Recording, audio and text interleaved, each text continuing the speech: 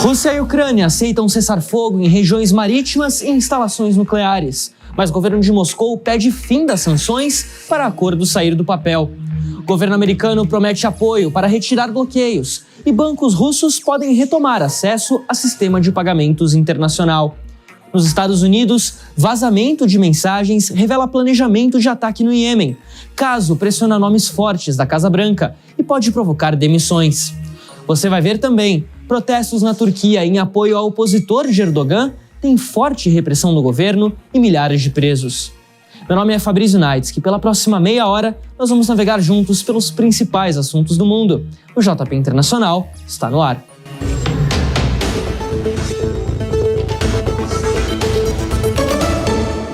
A gente já viu semana passada e nessa semana teve atualização. Rússia e Ucrânia concordaram em suspender os ataques no Mar Negro e também em instalações energéticas.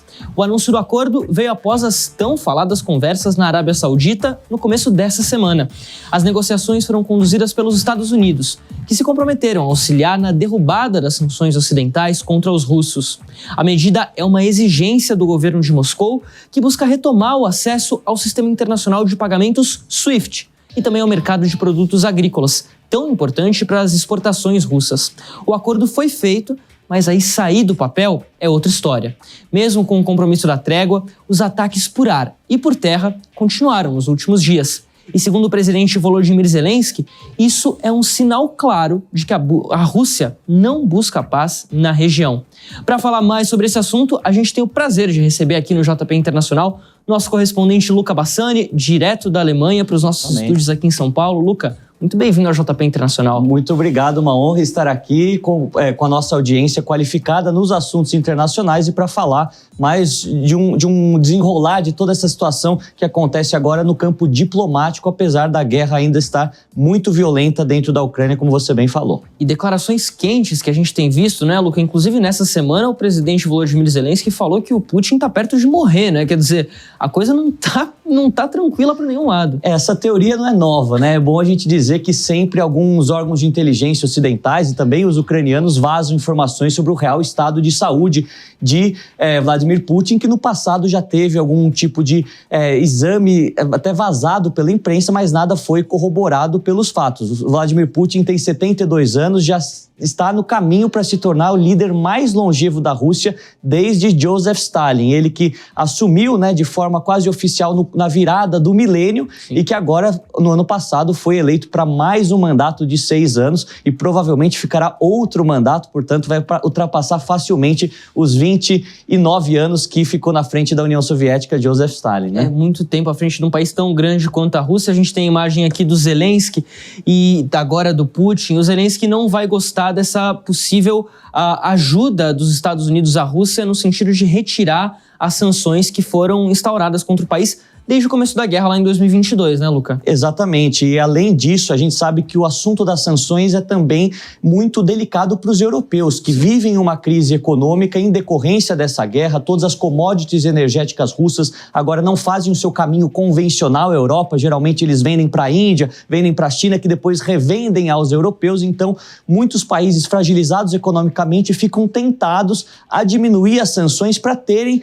um benefício econômico de poder voltar a crescer num patamar um pouco mais aceitável como era antes de 2022. A gente sabe que a indústria europeia, a alemã, no caso, né, está sofrendo bastante uma recessão econômica. Muitos economistas dizem na faixa de 0,2%, 0,3% de crescimento, muito tímido. Então, ter acesso ao gás russo, ao petróleo russo nesse momento seria uma manobra até mesmo eleitoreira para o novo chanceler que tende a assumir já no próximo mês, Friedrich Merz, e que sabe que a questão da guerra da Ucrânia é uma demanda da população europeia para ser resolvida no seu mandato nos próximos 4 anos. Donald Trump querendo que isso seja resolvido ainda nesse semestre, mas realisticamente falando, provavelmente isso aconteça ainda, acredito, em 2025, talvez no começo de 2026. Bom, você que vive lá na Alemanha, em Munique, sabe na pele dos efeitos econômicos que essa guerra acabou proporcionando nos países, o aumento do custo de energia, Exato. Combustíveis, tudo isso pesa no bolso da população,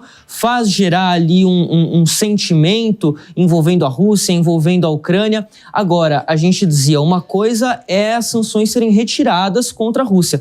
Outra coisa é a Rússia ser aceita novamente nesse cenário ocidental, como acontecia há alguns anos atrás e que já não acontecia muito bem, né? A Rússia não era exatamente assim a maior amiga do Ocidente, vamos dizer, né? Exatamente. É importante a gente dizer que tem a questão moral.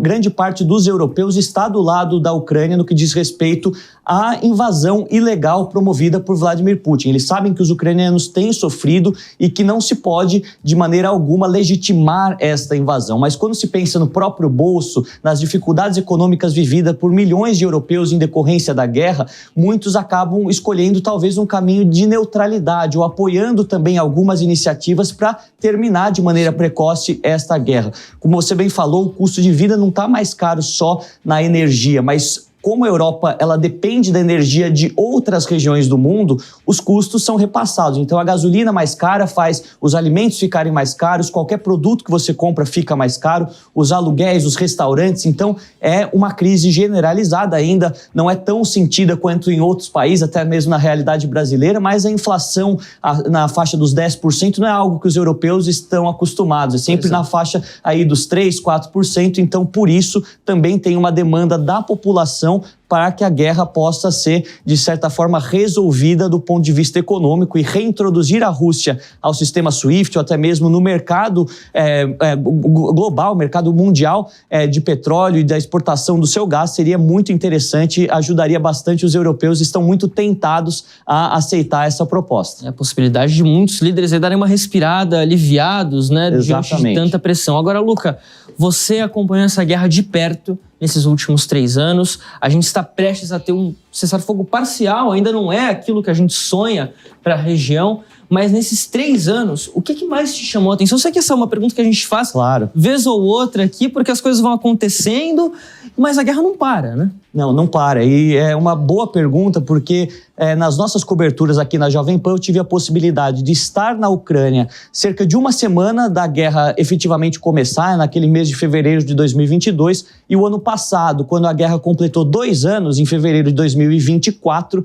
eu também estive lá e vi uma sociedade completamente diferente, um país empobrecido. A guerra não é só devastadora no aspecto humanitário, das pessoas que perdem seus familiares e as suas próprias vidas, são obrigadas a emigrar ou até mesmo mudar de cidade dentro da Ucrânia, mas a grivna ucraniana, o dinheiro utilizado, perdeu aí quase 25% do seu valor desde que a guerra começou.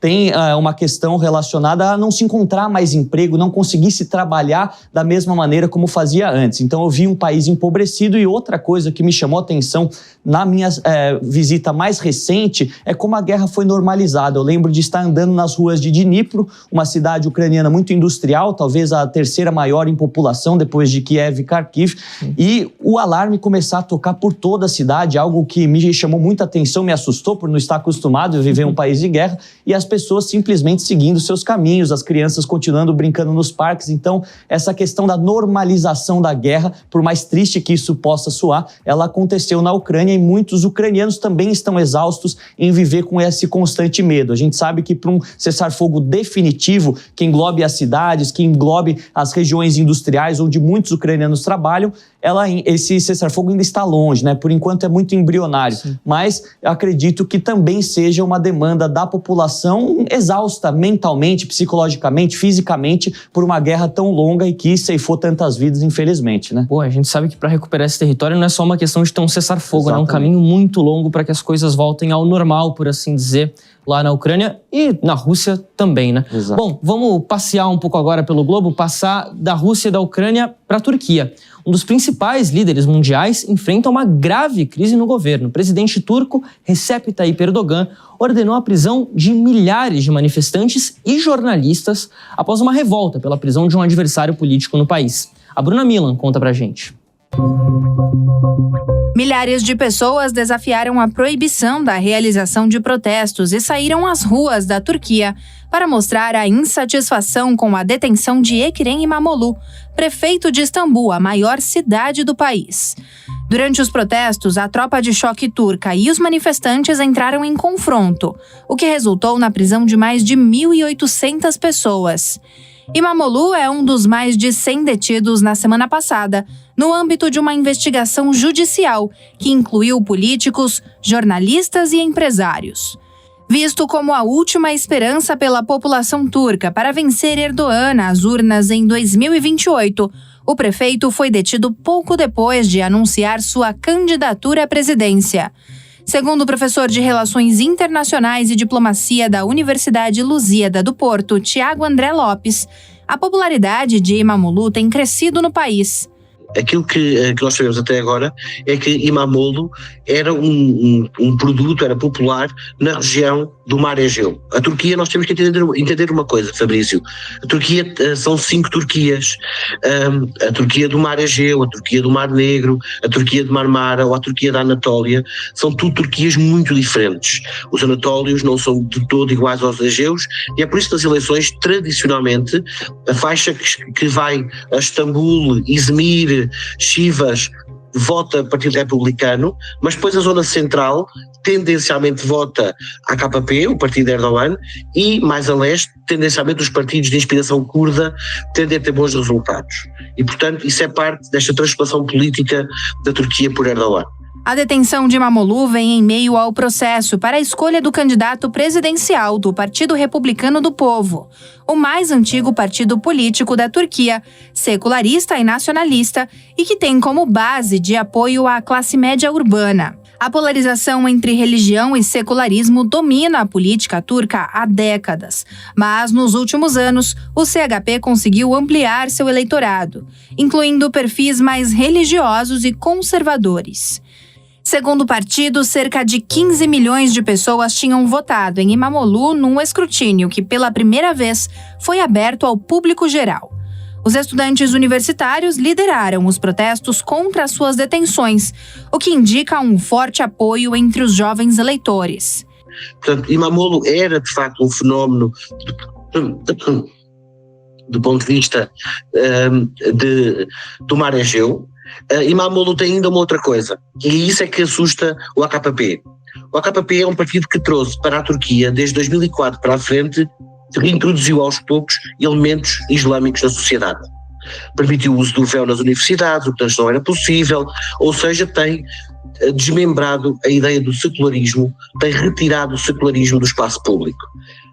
Ora, o Partido Republicano e Imamoglu em particular querem reverter isso, querem voltar à Turquia de Atatürk, do pai fundador, que era profundamente secular e que era profundamente nacionalista e, portanto, esta Turquia dos golpes, a Turquia que interfere na Síria, a Turquia que joga politicamente com a Rússia e com os Estados Unidos, não é a Turquia que Imamoglu quer governar. Enquanto os protestos continuam, Erdogan vê sua popularidade cair.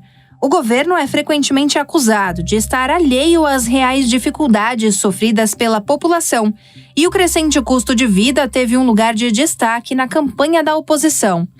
Enquanto o partido ganha força, o presidente turco ressalta que não vai ceder aos manifestantes. Já se foram os dias de ir às ruas, levar organizações de esquerda, marginais e vândalos com eles e balançar o dedo para a vontade nacional. Os dias em que a direção da política e da justiça era traçada por meio do terrorismo de rua são algo agora completamente do passado na velha Turquia. A administração nega que as investigações sejam politicamente motivadas e diz que os tribunais são independentes. A ONU expressou sua preocupação com essas detenções em massa na Turquia e instou as autoridades a investigar o suposto uso ilegal da força contra os manifestantes. Erdogan, que já cumpriu 3 mandatos como presidente, não pode recandidatar-se a menos que altere a Constituição da Turquia. Essa não é a primeira vez que o país tem protestos intensos contra o governo durante o mandato de Erdogan. Em 2013, uma onda de manifestações foi desencadeada pelos planos de desenvolvimento do Parque Taksim Gezi, em Istambul, também conhecidas como os protestos de Gezi. Luca, protestos fortes contra Erdogan, e aqui a gente está falando de uma região, a Turquia ela é ali a fronteira, vamos dizer assim, entre a Europa e o Oriente Médio. E o Oriente Médio, a gente sabe, é uma região politicamente muito instável, uma região que frequentemente traz problemas para o Ocidente, para a Europa principalmente, e a Turquia faz esse papel de tampão, com o Erdogan sendo esse líder estável, essa figura forte no poder da Turquia. Você acredita que esses protestos podem fazer mudar um pouco essa imagem da estabilidade do líder turco? Essa questão ela é fundamental, Fabrício, porque, como você bem colocou, a Turquia se tornou um país estável numa região que historicamente sempre teve os seus problemas. Inclusive, a própria Turquia, ao longo do século XX, depois da morte de Atatürk, ainda na década de 30, passou por cerca de 4 golpes de Estado. Então, Erdogan, ele quer trazer esse aspecto emotivo da população que viveu aqueles anos de chumbo muitas vezes, com ditaduras militares, com protestos violentos, com muitos mortos, para jogar ao seu favor. Ao mesmo tempo que ele representa essa estabilidade, tem sido um líder que negocia bem com as outras forças no Oriente Médio, até mesmo no Ocidente, nós vemos que esses atos, muitas vezes de viés autoritário, têm minado a sua credibilidade perante os setores mais progressistas e muitas vezes mais urbanos da sociedade turca. A Turquia é um país com uma população crescente, quase sempre nas últimas décadas, mais de 85 milhões de pessoas, grande parte delas vivendo nos grandes centros urbanos, Ankara, Izmir, também a cidade grande de Istambul, antiga Constantinopla, e por isso que é nessas regiões que vai estar decidido o futuro da Turquia em relação a esses protestos e a possibilidade do partido histórico CHP poder retornar ao poder caso Erdogan não mude a Constituição. É o que a gente vai ver daqui 3 anos aproximadamente. Exatamente. Né? Luca Bassani, direto da Alemanha para os nossos estúdios aqui da Jovem Pan em São Paulo. Muito obrigado pela sua participação no JP Internacional. Volto sempre. Claro, e se não voltar, aparecerei também com as notícias diretamente da Europa via internet. Com certeza, já que a passagem de avião não está assim tão barata. Bom, vamos mudar de assunto aqui. Muito obrigado, Luca, pela sua participação. A gente vai falar agora dos Estados Unidos. Uma crise atingiu o governo americano nesta semana. Um jornalista foi adicionado por engano em um grupo do alto escalão da Casa Branca em um aplicativo de mensagens e revelou os preparativos americanos para um ataque no Iêmen. A reportagem é da Beatriz Manfredini. No começo, Jeffrey Goldberg achou que se tratava de uma brincadeira, mas o que aconteceu nos dias seguintes foi muito mais sério do que ele poderia imaginar. O editor-chefe da revista The Atlantic, uma das principais dos Estados Unidos, foi colocado por engano em um grupo do governo americano no Signal, um aplicativo de mensagens, no último dia 13. Entre os 18 membros estavam o vice-presidente J.D. Vance, o secretário de Estado Marco Rubio, o secretário de Defesa Pete Hegseth, o diretor da CIA John Ratcliffe, a diretora de Inteligência Nacional Tulsi Gabbard e outros nomes importantes da Casa Branca, como o secretário de Tesouro Scott Bessent e a chefe de gabinete Suzy Wiles. Na troca de mensagens, o secretário de Defesa confirma a intenção de atacar alvos dos Houthis no Iêmen, pelo menos 2 horas antes do anúncio oficial feito pelo presidente Donald Trump no sábado, 15 de março. As preparações começaram a ser feitas e o vice escreve para Hegseth: "Se você acha que devemos fazer isso, então vamos lá. Eu só não gosto de ter de salvar a Europa de novo." Vance ainda pediu para garantir que o grupo ajustasse o discurso e minimizasse possíveis riscos a instalações petrolíferas da Arábia Saudita antes de iniciar os ataques. Pete Hegseth respondeu, concordando com Vance. O secretário de Defesa ainda falou que apenas os Estados Unidos poderiam conduzir a operação e que a questão era o timing, mas a decisão ficaria com o presidente.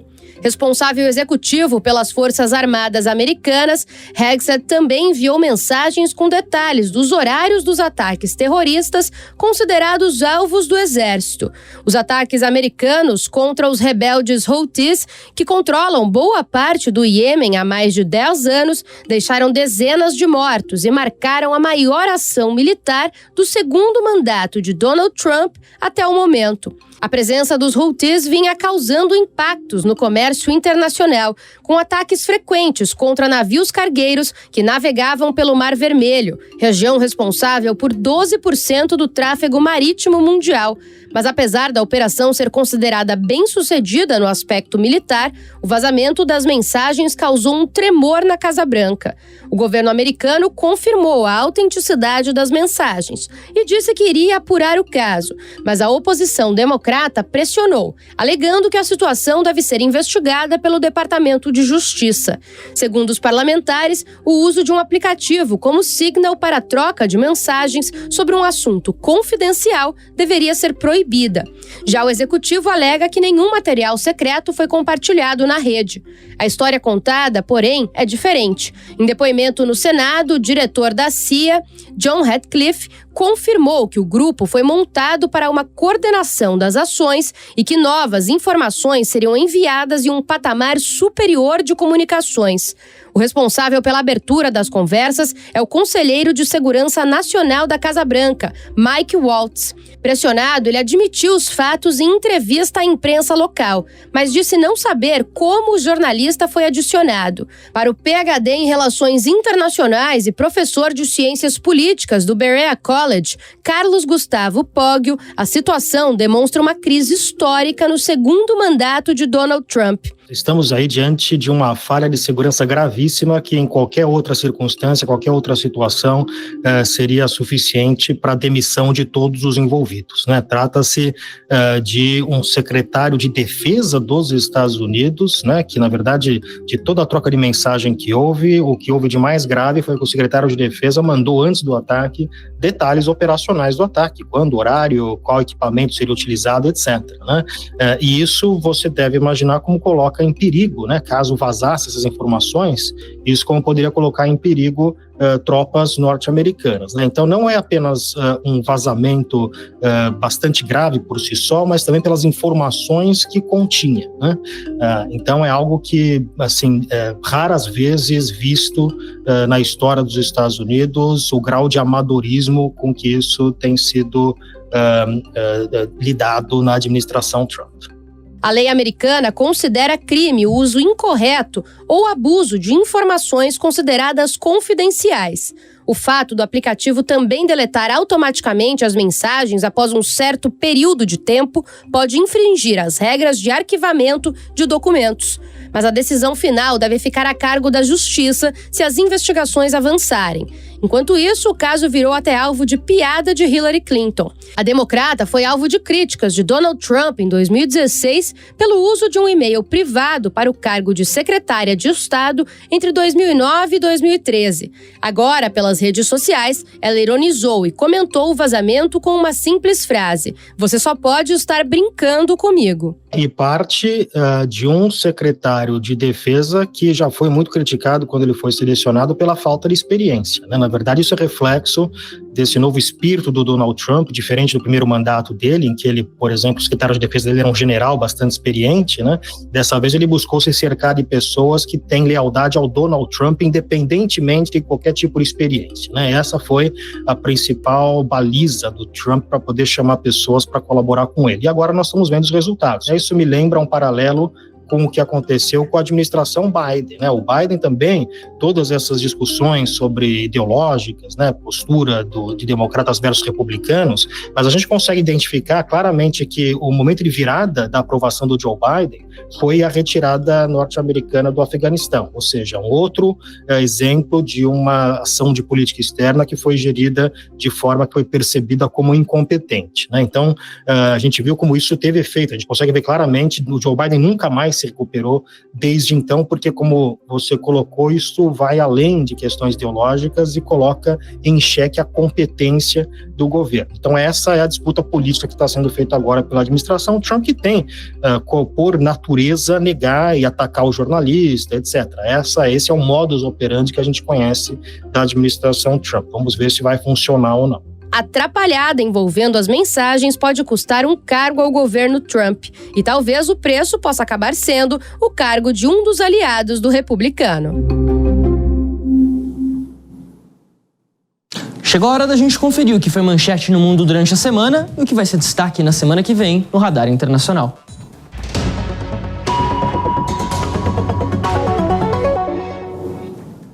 Mais uma semana cheia de assuntos para a gente tratar aqui no JP Inter e o nosso Radar Internacional acompanhou tudo que rolou de mais importante. O novo primeiro-ministro do Canadá, Mark Carney, marcou as eleições no país para 28 de abril. O pleito podia ser realizado até outubro, mas o premier optou por antecipar a disputa, que pode acabar com uma reviravolta histórica e uma possível virada do Partido Liberal, que é o que está no poder atualmente. O ex-segurança e cuidador de Diego Armando Maradona foi preso por falso testemunho durante o julgamento que apura a morte do craque argentino. Júlio Coria foi acusado de contradições e omissões por negar na corte contato com o médico de Maradona, mesmo com provas apresentadas por ele mesmo apontando o contrário. Lá na Palestina, em Cisjordânia, o palestino Hamdan Balal, co-diretor do documentário Sem Chão ou No Other Land, que venceu o Oscar desse ano, foi preso por autoridades israelenses lá na Cisjordânia. Ele teria sido detido por atirar pedras durante um confronto na região e foi liberado um dia depois, afirmando ter sido torturado por soldados. Curiosamente, uma história muito parecida com o que o próprio filme dele conta. Depois de muita discussão e tensão, J.D. Vance finalmente viajou à Groenlândia. O vice-presidente dos Estados Unidos participou de uma visita à base militar de Pituffik, no norte do território. E o planejamento mudou todo. Era para a esposa dele viajar e assistir uma corrida de cachorros de trenó. Mas no fim das contas a pressão foi muito grande e eles optaram por uma visita mais oficial e discreta na base militar americana.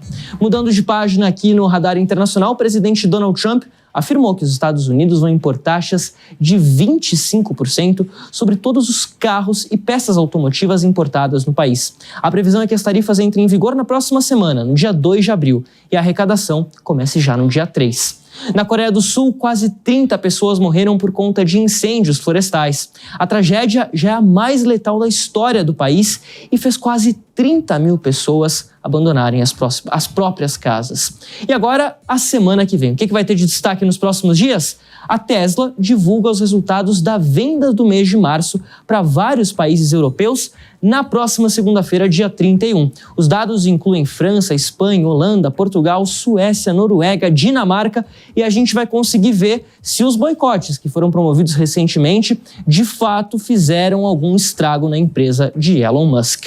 Já na França, a justiça vai decidir também na próxima segunda-feira o futuro político de Marine Le Pen. Ela é acusada de desvio de fundos da União Europeia para benefício do próprio partido e pode ser impedida de disputar as próximas eleições presidenciais na França em 2027. Lembrando que ela chegou ao segundo turno em 2017 e também em 2023, e nas duas ocasiões perdeu para o atual presidente Emmanuel Macron.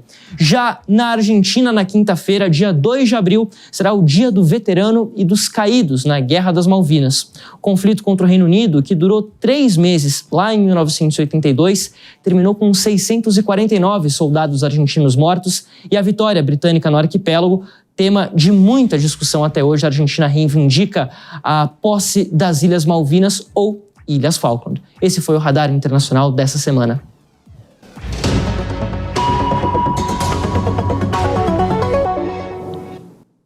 Em Paris, após um referendo, a população concordou em fechar mais de 500 ruas para veículos e torná-las exclusivas para pedestres. Camille Yunes conta pra gente. Quase 66% dos parisienses votaram a favor da medida, com 34% contra. O resultado pode até parecer expressivo, mas, segundo a prefeitura local, apenas 4% dos eleitores da cidade compareceram às urnas. De 1.400.000 cidadãos aptos a votar, só 56 mil participaram do pleito, um número considerado decepcionante pelo governo, que nunca tinha visto uma votação com menos de 8% de participação popular. Com a aprovação, 10 mil vagas de estacionamento devem desaparecer nas ruas da capital francesa. Outras 10 mil já haviam sido eliminadas desde 2020, ainda no começo da pandemia de Covid-19. Agora, os moradores de Paris devem ser consultados sobre quais ruas devem se tornar exclusivas para pedestres ou vegetalizadas, palavra que passou a ganhar destaque na França. Depois que a mudança acontecer de fato, o total de vias fechadas para veículos na cidade será de 700, pouco mais de 10% do total. O referendo faz parte de uma série de medidas que a prefeitura parisiense tem implementado para diminuir o trânsito caótico e conter a poluição. Em 2023, uma votação proibiu o uso de patinetes elétricos e, no ano passado, a população optou por triplicar o valor do estacionamento para SUVs. E as novas políticas de mobilidade não são exatamente novas. Desde que o Partido Socialista chegou no poder executivo em Paris em março de 2001, o tráfego de carros na cidade caiu pela metade. Mesmo assim, os franceses ainda querem mais. Segundo um estudo da Agência Europeia do Meio Ambiente, as áreas verdes de Paris correspondem a apenas 26% da cidade, enquanto a média de outras capitais do continente é de 41%.